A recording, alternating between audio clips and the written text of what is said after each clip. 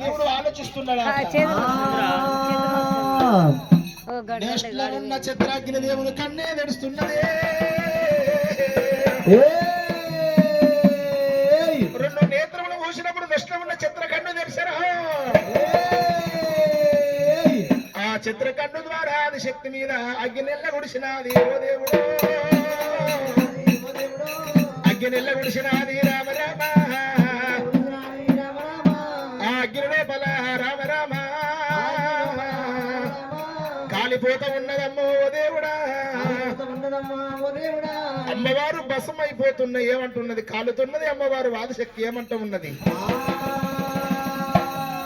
ఓరి శంకర నీ మాయ మాటలకు నేను మోసపోతిరా తండ్రి. నీ మాయ మాటలు మోసపోతున్న మయమను ధరించుకున్న ప్రాణం ఇస్తారా శంకర.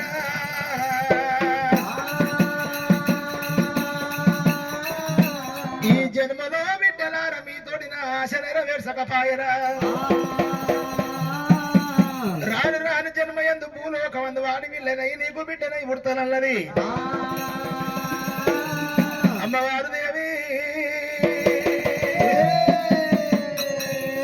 మరి అదే సమయానికి అద్దాన వడులు కాలింది కూలింది. అద్దాన వడుగు లోపల భస్మై అద్దాన వడుగు లోపల బూడిదైపోయింది. మరి శంకరుడు ఏమంట ఉన్నాడమ్మా, 90 ఆవిడ పోయిన తోడ ఉంటే తోడు ఏనాడు ఉండాలి, 80 ఆవిడ పోయిన ఎన్ను ఉండాలన్నట్టు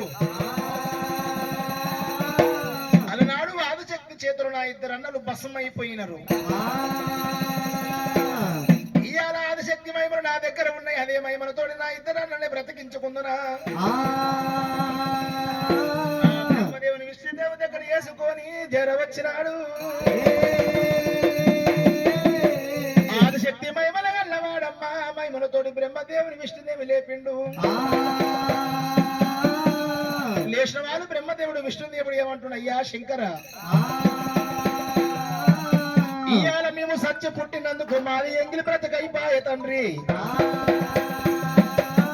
కాబట్టి ఇక నుంచి నువ్వు పెద్దవానిగా ఉండు శంకర. పర్వాలేదు అనుకున్నాడు. బ్రహ్మదేవుని విష్ణుదేవుని తీసుకుంటూ శంకరుడు ఆదిశక్తి మూర్తి వచ్చిండు. బ్రహ్మదేవ విష్ణుదేవ ఆదిశక్తి మూర్తి ఉట్టిగెందుకోవాలి.